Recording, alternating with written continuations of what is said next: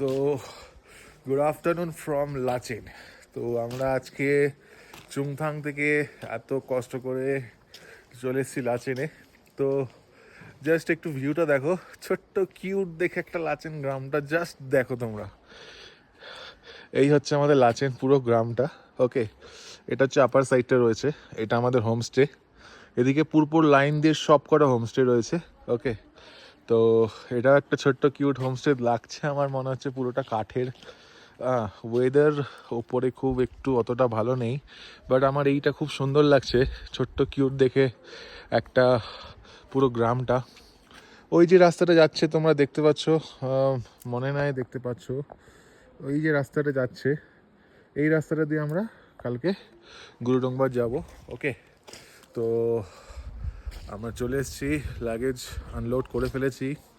ওকে, তো যেটা আমার বলার কথা সেটা হচ্ছে যে যারা যারা বলছো লাচেন আসবে চুংথাং থেকে বা গ্যাংটক থেকে, আইদার তোমরা সিংথামের রাস্তা হয়ে, আমি জাস্ট একটু আপডেট দিতে চাই যে যারা যারা সিংথামের রাস্তা দিয়ে আসছো কিছুটা কিন্তু ভালোই অফরোড পাবে, মানে খুব ভালো অফরোড পাবে। যারা বাইক চালাতে ঠিকঠাক এখনও নতুন আসছো, নতুন পাহাড়ে চালাবে, সেরকমভাবে আমি বলবো যে সিংথামের রাস্তাটা তোমরা অ্যাভয়েড করো, তোমরা গ্যাংটক হয়ে ঘুরে আসো, ওটা বেটার হবে, ভালো রাস্তা।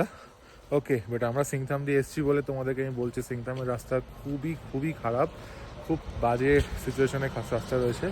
বাট যখন তোমরা চুংথাং ঢুকে যাবে, চুংথাংয়ে যে খারাপ পোর্শনটা ছিল আমাদের টুং চেকপোস্টের যে পরে, যে টুং চেকপোস্টের আগে যে পোর্শনটা, সেই পোর্শনটা পুরোটা এখন রিপেয়ার হয়ে রাস্তা খুব সুন্দর ভালো করে ফেলেছে। ওকে, তো চলো আজকে আমাদের ফার্স্টে আমাদের বাইকগুলো সব আনলোড হচ্ছে, একজন অলরেডি এখন আনলোড করছে।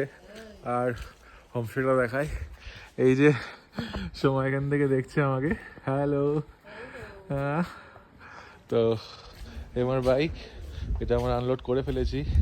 ওকে, এদিকে হিমালয়ান NS 160, গরিলা 450, পালসার 150 এখন লাগেজ আনলোড করছে।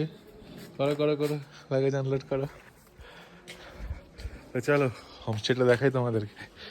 এই ছোট্ট কিউট দেখে একটা হোমস্টে, আমাদের এখানে উপরে উঠতে হচ্ছে, এই সিঁড়ি। চলো আমাদের হোমস্টেটা দেখাই, খুব সুন্দর ভিউওয়ালা হোমস্টে আছে। এই হচ্ছে এন্ট্রান্স, আমাদের ফার্স্ট ফ্লোর। ওকে, তো এই হচ্ছে আমাদের রুম।